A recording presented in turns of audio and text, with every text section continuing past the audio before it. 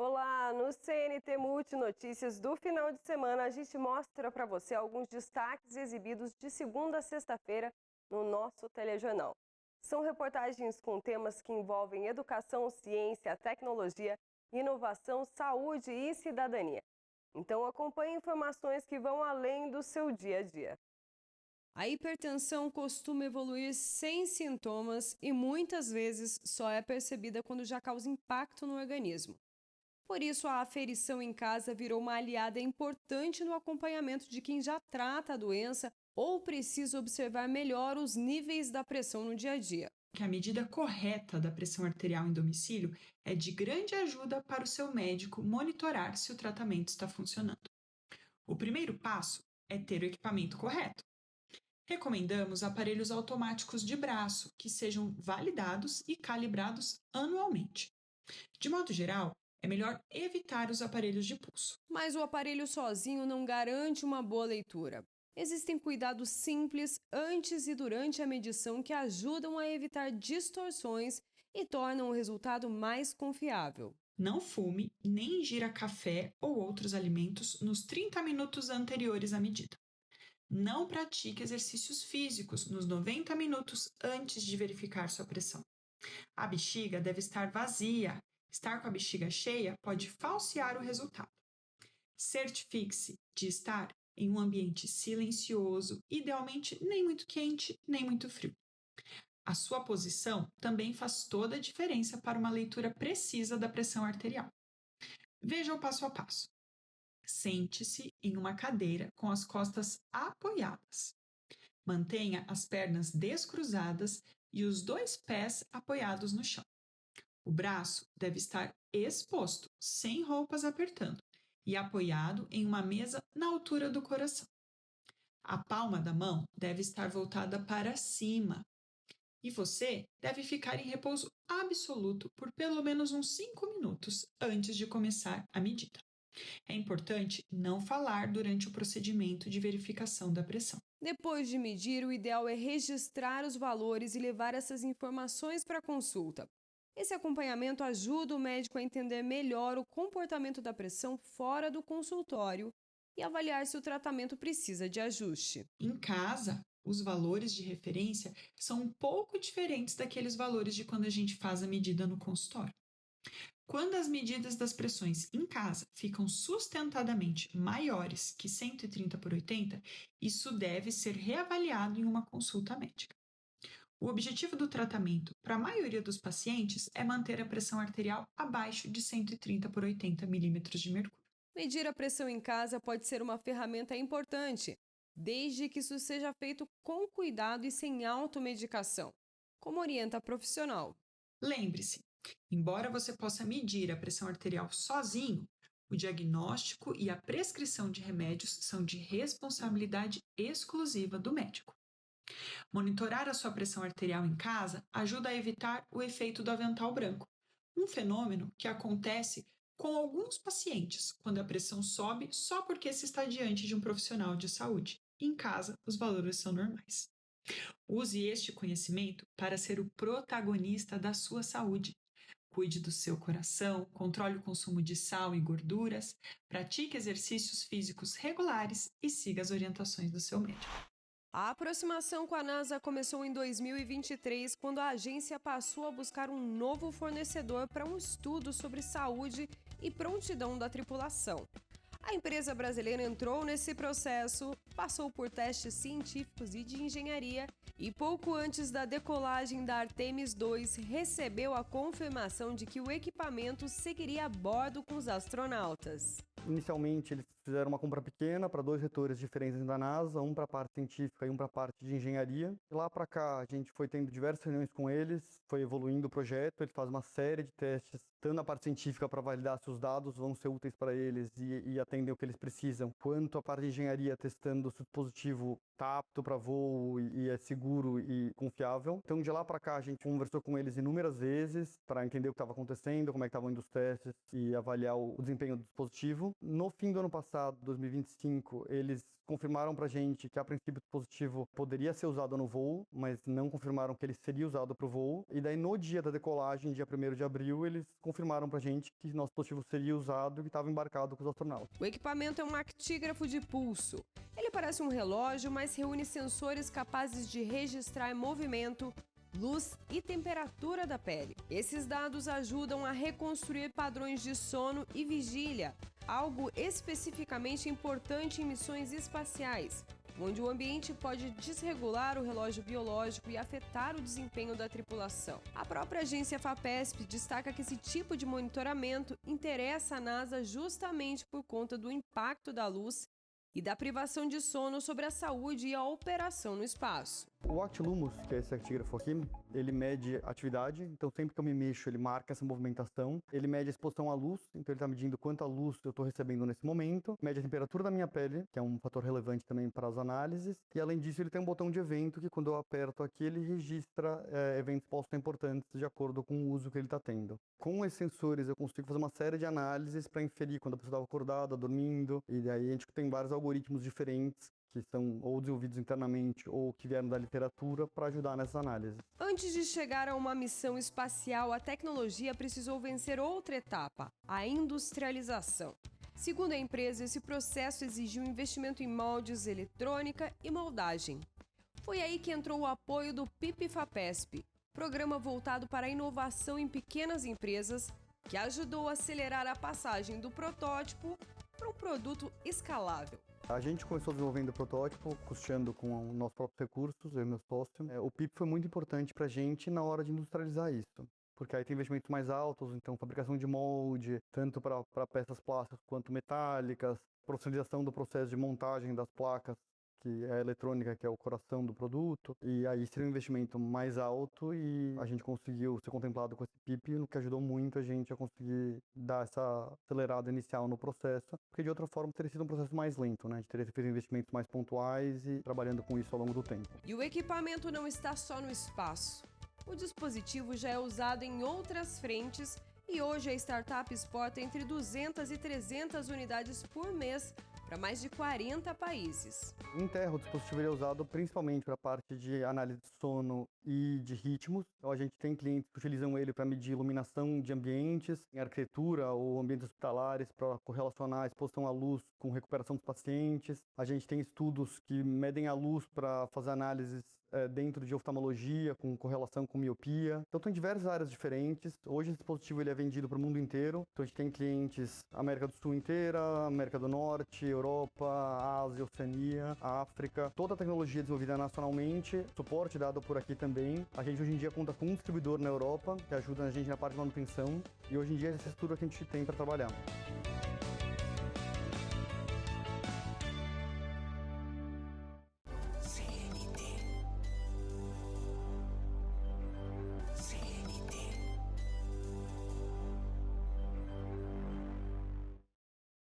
Confira agora mais das notícias que foram destaque ao longo da semana.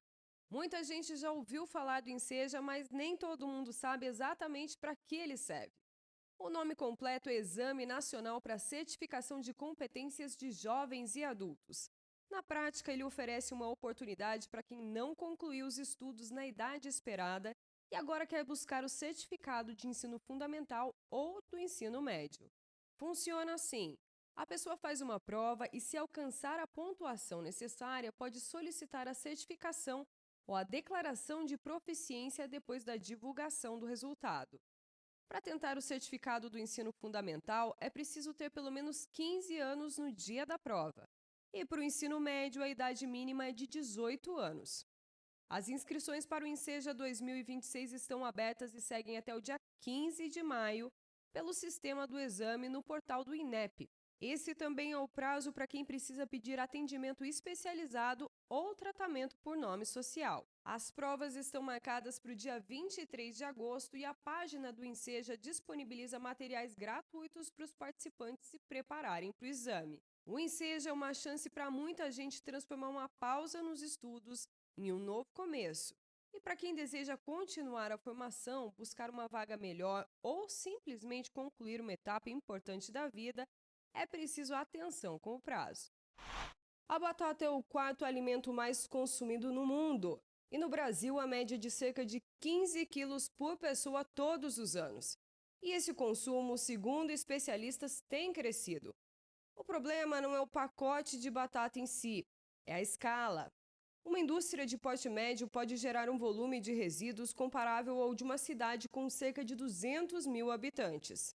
Quando esse resíduo vai parar na água sem o tratamento adequado, ele pode reduzir o oxigênio disponível no rio e comprometer a vida aquática.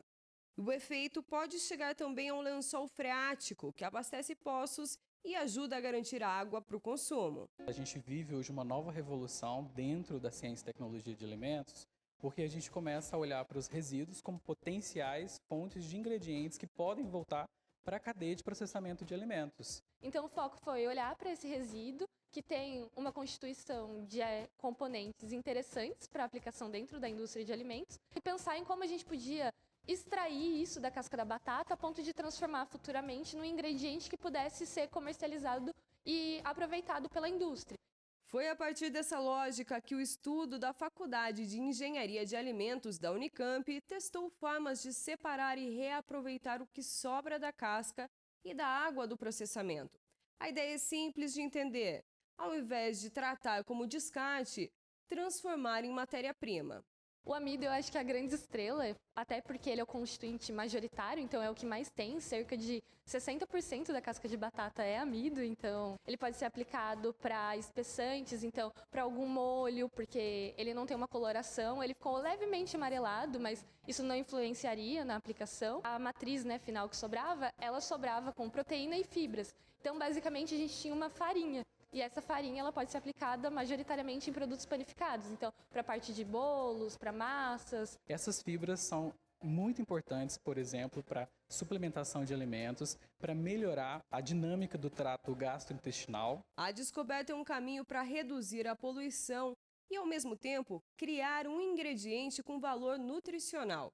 A gente está agora na etapa de patenteamento desse processo, Então é mais uma conscientização do setor produtivo, trazer isso para dentro da economia circular da própria indústria de processamento. O desafio é tirar a solução do laboratório e levar para o setor produtivo. Se esse tipo de reaproveitamento entrar na rotina das fábricas, o que hoje vira resíduo pode voltar para a cadeia como alimento, com menos impacto ambiental e mais eficiência no processamento.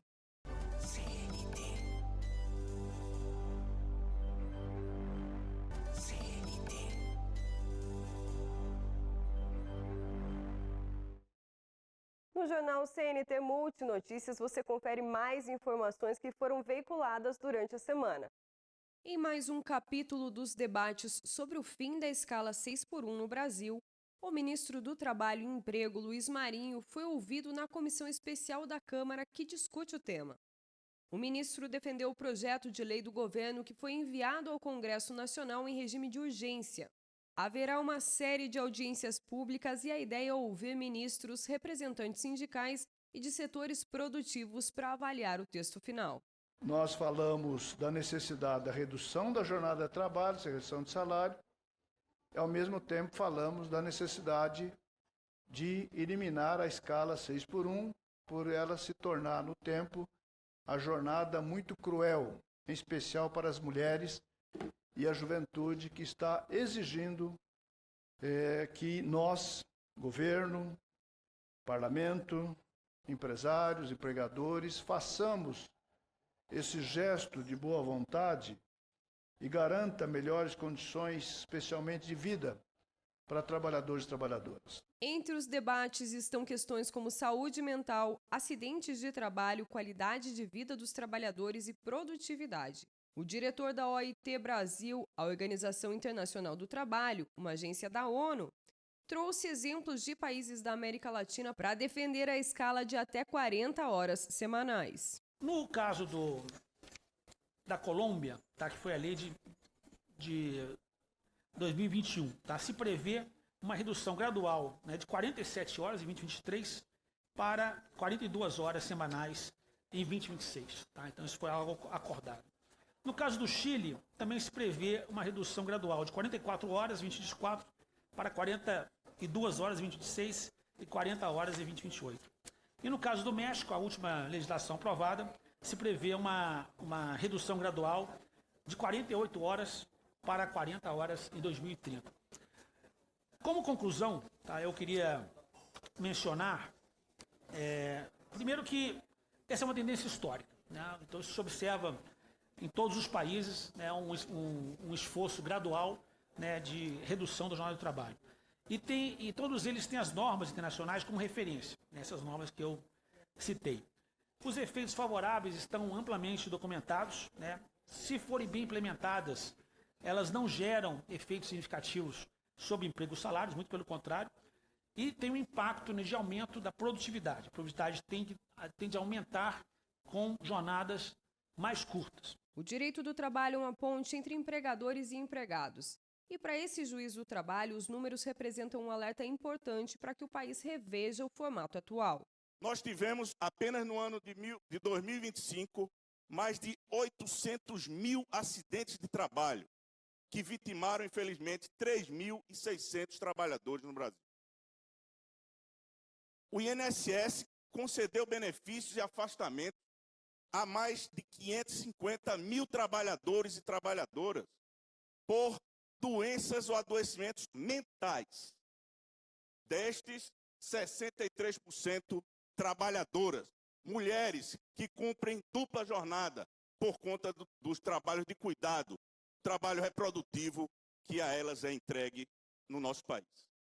Além disso, nós somos hoje o segundo lugar mundial em burnout, uma síndrome que a Organização Mundial do Trabalho reconhece como necessariamente ocupacional. Portanto, o burnout decorre de problemas no trabalho e, especialmente, de longas jornadas, falta de intervalos e falta de tempo da recomposição das forças dos trabalhadores com um dia apenas de repouso semanal. Vale lembrar que, mais do que uma discussão trabalhista, o tema se consolidou como eixo político. Com o governo federal defendendo publicamente o fim da escala 6x1, a tramitação acelerada na Câmara indica a tentativa de capilarizar essa agenda de forte apelo popular. O cronograma da Comissão Especial da Câmara prevê a votação do tema no dia 26 de maio e no plenário até dia 28 de maio. Em Novo Airão, o conjunto de ações para a preservação é desenvolvido pela Fundação Almerinda Malaquias, uma iniciativa que reúne educação, sustentabilidade e valorização cultural. Um dos pilares da fundação é o projeto de Educação Ribeirinha, voltado para o fortalecimento da educação básica nas comunidades da região. A proposta envolve melhoria da infraestrutura escolar, apoio aos professores e a garantia de que a escola ajude a manter as pessoas no território. Nosso método de educação foi único desde o começo. Foi uma obrigação, porque os livros do município não tinham significado para os nossos alunos lá, que nunca tinha visto um carro, um banheiro e tanto mais. Então, o nosso material desde o começo foi construtivista junto com as crianças. No começo, eles ensinaram tudo para nós. Mais recentemente, fomos nós que tínhamos que ensinar. Com a perda da cultura tradicional, fomos nós que ensinamos muito para eles. Essa fala ajuda a explicar o centro do trabalho. A escola não foi pensada para repetir um modelo pronto, mas para responder à realidade das comunidades ribeirinhas. Isso significa adaptar o ensino, incorporar os saberes do lugar e entender que educação ali não se separa da experiência de quem vive às margens do Rio Negro. A nossa escola era uma escola única na região. E precisaria de ter 10, 20 escolas para efetuar um mudamento, uma revolução cultural. Para salvar a floresta, precisava de 10, 20, 50 escolas. O que aparece nessa ideia de revolução cultural é uma escolha de longo prazo. Em vez de tratar a educação apenas como caminho para sair dali, o projeto aposta na formação de crianças que reconheçam o valor do território, nas relações comunitárias e na própria floresta. A escola passa a ser, ao mesmo tempo, espaço de aprendizagem e de continuidade. O nosso maior indicador de que o trabalho está funcionando são as crianças. Na medida em que as crianças desejam vir para cá todos os dias, então nós temos hoje 184 crianças e uma fila de espera. Os pais fazem filas 2 da manhã tentando matrícula. Então isso é o nosso maior índice, né, de medição do quanto o projeto está sendo positivo. A formação dessas novas gerações não se limita ao conteúdo escolar. Ela se conecta também ao modo de vida da comunidade, à relação com a natureza e à compreensão da floresta, que não é cenário, mas é condição de existência para quem vive ali. Esse significado deles para mim é terra. E o vermelho, o significado de sangue, né? Porque o suor, a luta que a gente traz para a gente manter a nossa cultura, né? E o preto, ele significa a terra, onde a gente pode produzir, onde a gente pode plantar a matéria-prima, plantar o arumã, plantar a mandioca, né, que a gente faz a farinha. Isso é o nosso sustento. Eu acho que Deus deixou pra gente, né, a gente tem que cuidar. E se a gente não preservar a natureza, daqui a uns tempos a gente não vai ter mais. A natureza, ela dá o nosso sustento. Muita gente não sabe valorizar. Mas para quem sabe valorizar a natureza, ela dá o sustento para muitas pessoas.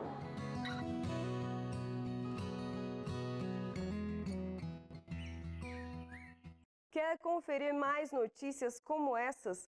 Acompanhe o nosso jornal CNT Multinotícias de segunda a sexta-feira, às 22 horas, no canal 2 da Rede CNT e no aplicativo gratuito CNT Play. E também aproveite para compartilhar informações e histórias, enviando as suas sugestões através do e-mail cntmulti@redecnt.com.br. Eu agradeço a sua companhia e até mais.